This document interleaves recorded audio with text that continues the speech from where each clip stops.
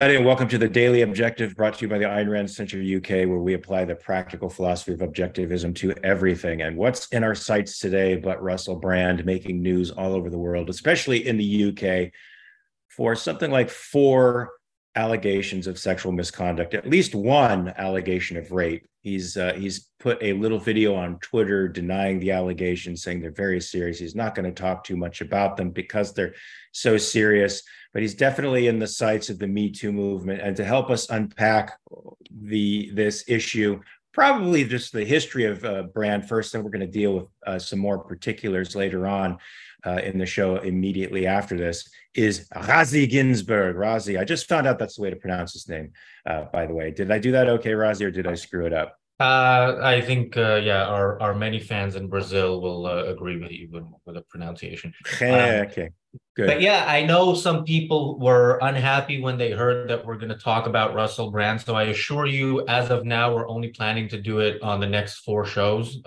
today and tomorrow's daily objectives, and the reality show today and tomorrow as well. Um, yeah, it is. Wait, Razi, but I think this is important. Why would people be upset about it? The Me Too movement cast a wide net. It took in some guilty folks, but some innocent folks as well. And we have two extreme camps sort of defining the terms for this thing, of which we are not in those camps. So I think it's important that we start helping to define this argument out there. Yeah, and the fact that the Me Too movement included in it, accusations of real, of rape on the one hand, and of, some guy was hitting on me and I wasn't interested, essentially, on the other hand.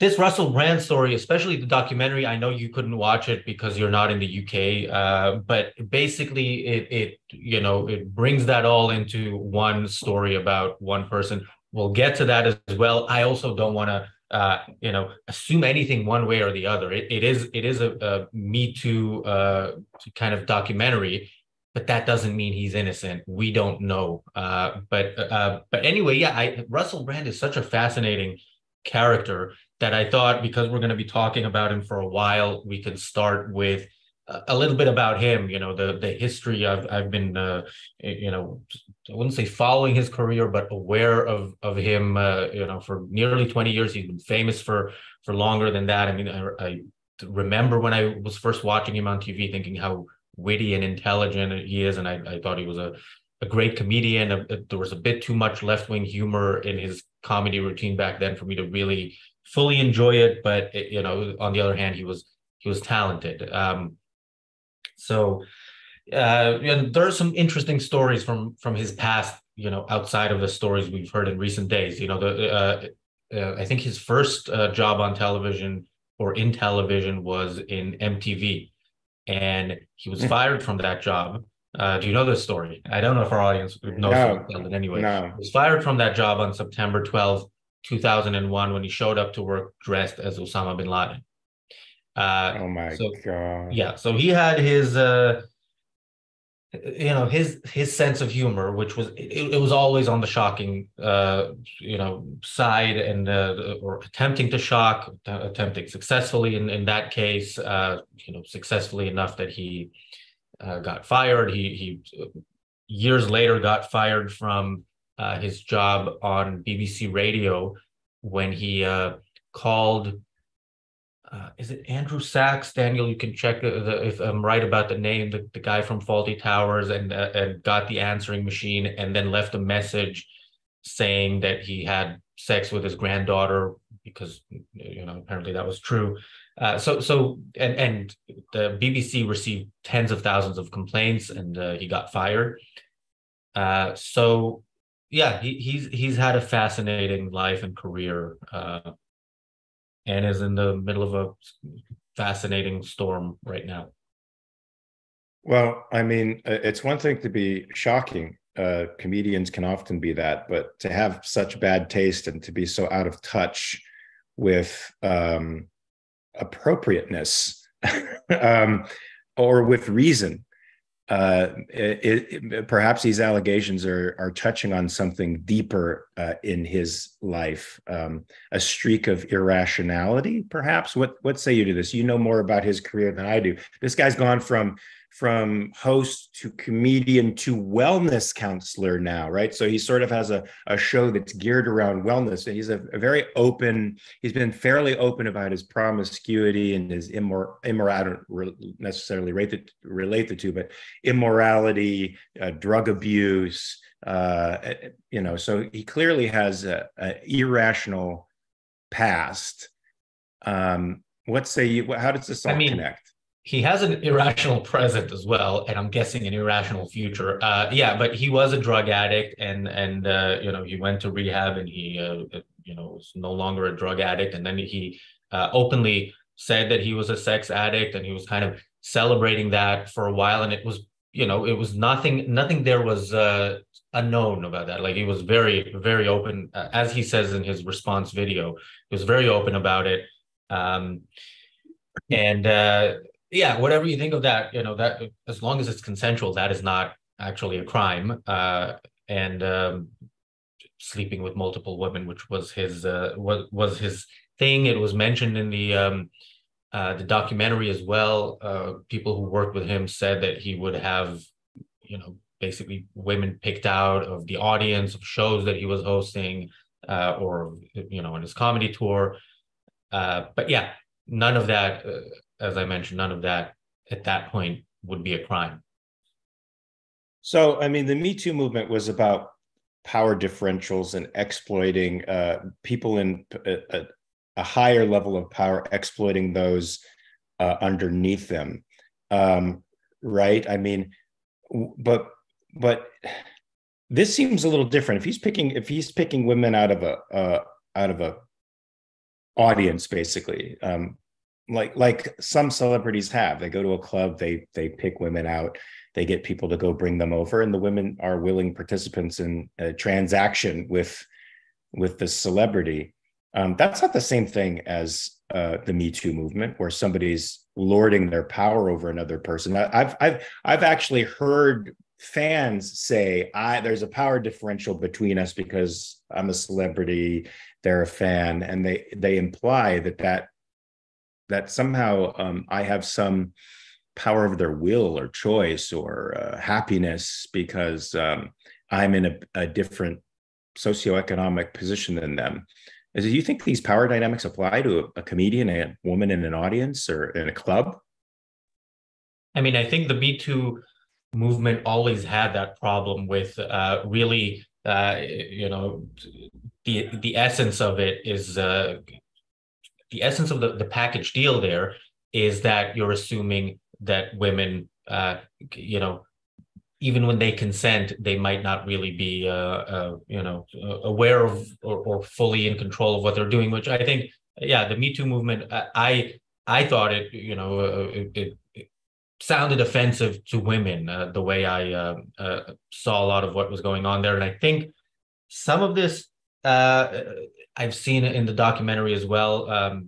Maybe to a lesser extent, but there was one person who was working for him who said, when he was hosting a show called, I think this was when he was hosting a show called Big Brother's Big Mouth, which was a Big Brother commentary show on Channel 4, which also aired the documentary.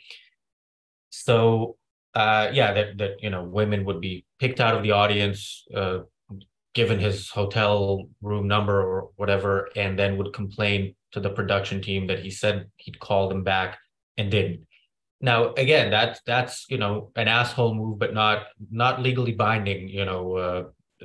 Not a verbal contract that is legally binding, as far as I know. James Valiant will be talking about this stuff tomorrow, so if I'm wrong, he will correct me. But yeah, and that's also the true. That's the same.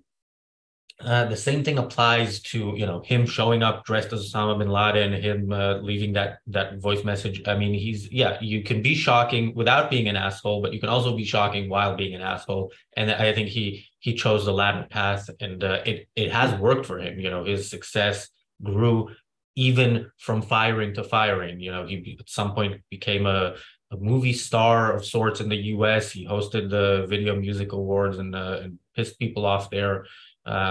Which worked for him. So, and actually, it raises the question of how this will go if he's not going to jail, will what will this do to his career? Which is an interesting thing that we'll see in the future. Well, nowadays, infamy and fame are the same. We don't consider fame to be linked with virtue at all anymore. So it's likely to propel him even higher. And you know what? It's sort of like a negative feedback loop, I guess. When you are behaving one way and you find a great deal of success by behaving that way, and you continue to do it, so he hasn't had any real incentive to change, even though he's sort of changed on the outside. He's found God, so to speak, in spirituality and I guess some form of philosophical guidance to help him navigate his various addictions. What, you want to say something? Yeah, yeah, and I don't know if it's God, but it's as mystical. So he, at some point, he started doing less and less. He started being less and less funny and more political in the UK. And I remember specifically in the 2015 election thinking maybe he's not as smart as I used to think he is, because he did an interview where he said, I've never voted, and he explained why people shouldn't vote. Later on, during that election cycle, he did an event with Ed Miliband, the then leader of the Labour Party, who was running for prime minister, said people should vote for him. At some point, he said people should vote for the Green Party. So he endorsed two parties and not voting in the same election. So A has never been A for Russell Brand. He's always and since then he has moved to what I guess is now somehow the right, but the absolute worst elements of it. So he's heavily into conspiratorial thinking. He's now buddying up with. I was watching last night. The things I do in researching for shows. I watched some of his interview with Tucker Carlson last month. Which is it was painful, but and he's implying that some of these charges are a concerted effort on the part of the establishment media to take him down because he's become anti-establishment. Yeah, I mean, so even before this, when you look at the things he says about the media, and I'm not a fan of the media, I would love, for us here to replace them in some way in the future. But it's like, thinking people might be lying to you is good in a sense. You need to actually pay attention and see if people are trustworthy. But it goes into, this is the problem with conspiratorial thinking. It goes into certain assumptions, like you have answers to questions that you don't actually have, and you make them up out of nothing. Okay, so this person, they're funded by so and so, which is what, you have advertisers on your channel. We also have advertisers on our channel. Teachers get paid, people get paid for their jobs. It doesn't necessarily mean that that everything you're basically somebody's puppet, no matter who you are, essentially, because ultimately everybody is somebody's signing their checks. Well, one presumes that, especially nowadays, if somebody's paying somebody, they're promoting an ideology, right? So there's got to be some sort of concert. There's got to be some sort of agreement on some level between the advertiser and the person that they're working with, right? Don't you think there is that? I mean, lately, especially in the last few years, if you listen to Dennis Prager, he only advertises products he believes in. They only advertise with respect to the fact that he's a conservative radio host. It's becoming more of a thing now that advertisers are aligning themselves, and corporations are aligning themselves with political ideologies and supporting those by either withholding or promoting, money. Right. In a sense, I mean, yeah, if Dennis Prager is actually reading an ad, you would assume he wouldn't read anybody's ad. We have advertisers whose ads we read. If Prager wanted to do an ad on our show promoting God or whoever he imagines is controlling the world, then we would say no. So, yeah, I mean, but I visit the U.S. frequently, and I watch some Fox News and I watch some MSNBC, and I see the same companies advertising. So are they? Is it really this sort of secret groups meeting somewhere, deciding how they're going to control? And again, this is very insulting to the viewers who Russell Brand and his kind of people assume can't decipher what they're being told. It's hard for guys like Russell Brand, who's a socialist, to understand the concept of like spontaneous order and the concept that people of like minds sort of congregate, and they're not in a deliberate conspiracy, but they're of like minds, and they do create a sort of establishment that is a closed system, but it's not conspiratorial in the sense that they're directly trying to with one another, figuring out a plan where they can promote these ideas. It's just that they hang out with each other, birds of a feather flock together, and they think alike, and they promote the things that they all think are so. I mean, yeah, we do that too. We talk, we plan, we try to promote a certain set of ideas.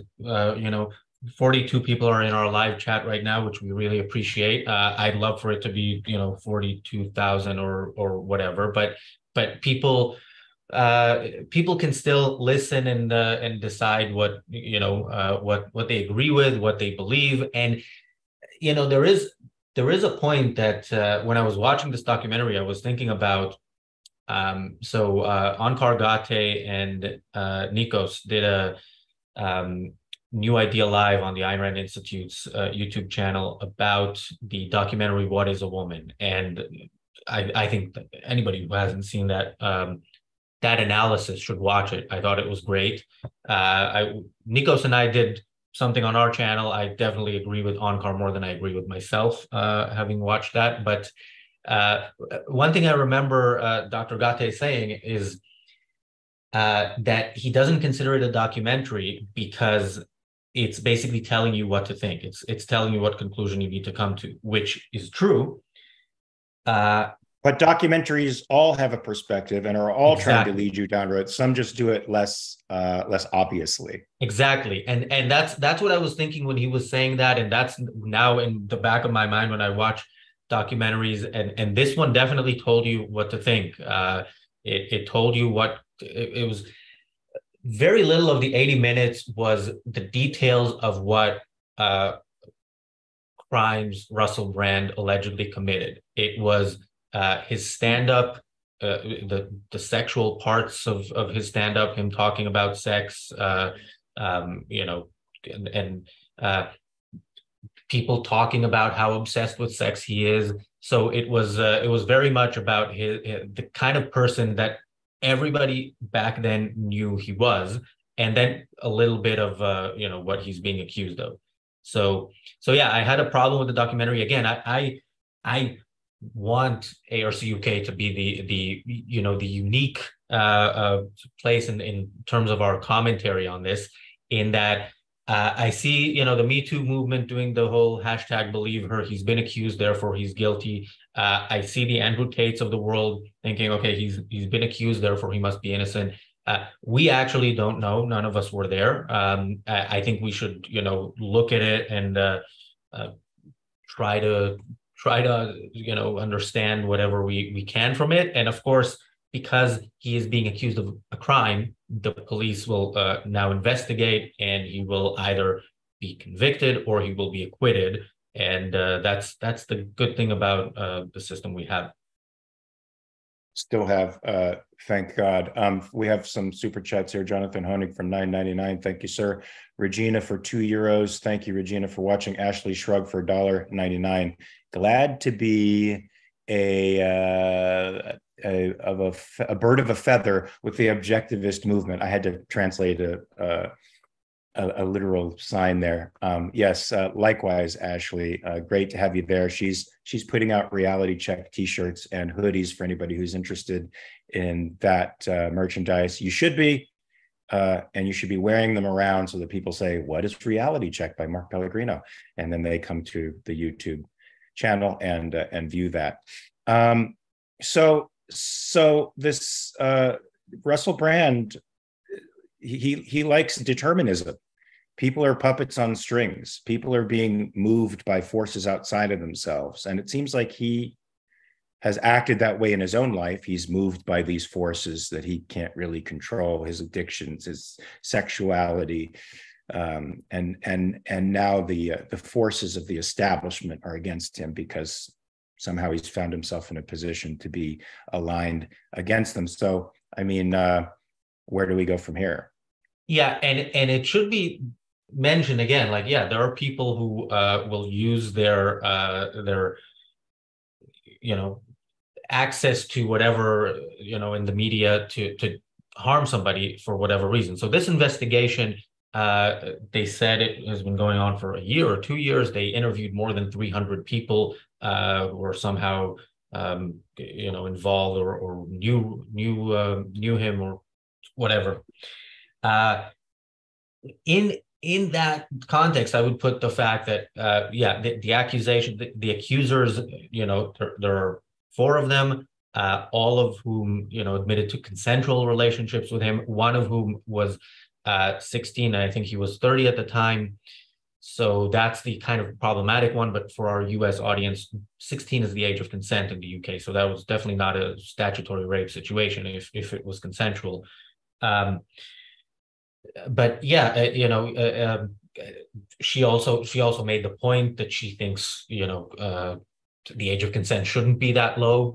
So there were things there with her, and at the end of the documentary, they also revealed that she works for Channel 4. So there are questions about, for me, that came up watching that documentary about the documentary filmmakers. But again, that's not. It's not on us to acquit him or convict him. No, but it's up to us to discuss this in great detail, which we're going to do on the reality show coming up at 6 p.m. UK time. We are going to be discussing Russell Brand and the sexual allegations, I think, more thoroughly than we're doing here. But we also got a couple more topics that are interesting, especially for folks in the US. Yeah, okay. So I think maybe we should sum up what we're getting out of this conversation so far. Yeah, I think you know, we'll remains to be seen whether or not he's guilty of the crimes he's being accused of. In terms of his ideas, he's definitely guilty of holding bad ones, different bad ones throughout his life. But the one thing that he's consistent on is, yeah, as you mentioned, being irrational. Of course, we are here to advocate for people to think otherwise, and hopefully Russell Brand is watching right now and maybe will you know, join us on a different journey if he is. Why do I doubt that, Razi? He might be busy nowadays, but you know, who knows? We don't know exactly who the 44 people watching live right now. He might be one of them. And if he is watching, or for anybody else watching, for Ayn Rand Center UK members at the Midas Mulligan level, which is our most expensive level, it is £500 a month. So very few people, we know very few people can afford it. I believe Russell Brand could afford it. We have many things that are exclusive for that level, but this Saturday we have the first monthly session of monthly philosophical consulting session with Harry Binswanger. So, Mr. Brand, if you're watching, you know, this is especially a good time. What's the difference between a philosophical counseling session and, say, a session with a psychotherapist? So Dr. Binswanger can't prescribe any drugs, but he is Dr. Harry Binswanger. So I think that kind of. But wait. So is Joe Biden. Joe Biden is a doctor. And oh, okay, never mind. The joke. The joke flew by like a lead balloon. Well, we don't have philosophical consulting with Jill Biden yet for our members, okay. But we will see if we can get her for future. I'd buy that for $1. Okay, that's a quote from a movie. Do you know what movie that's from? Do I know? Yes, do you know? Classic 80s I guess you could call it, it's not horror, but close to horror, like thriller, action. RoboCop, I told you before Oh, you had it. Yes. well, I wouldn't have guessed it. I may have actually seen that. I don't watch many movies. I did watch, I mentioned to you, I watched The Big Lebowski, and it took me a moment to recognize you. That was relatively recent, but Well, I've aged in the last 20 years. Well, Razi, this has been interesting. You taught me a little bit about Russell Brand's early career. Now we're going to carry this over to the reality show and talk about the allegations themselves and how we should approach it as how we should approach this whole movement, this whole Me Too movement, as rational beings. Um, Anything further to say, or can I give us the big sign off? yeah, well, we have yeah, our viewers have a 3 minute break until our next show. So enjoy, and we'll see you there. Get your coffee, folks. Get whatever you're drinking. Sit down. Turn on that computer and watch the beauty unfold before your eyes. Until that time, folks, always remember to check your premises. Peace.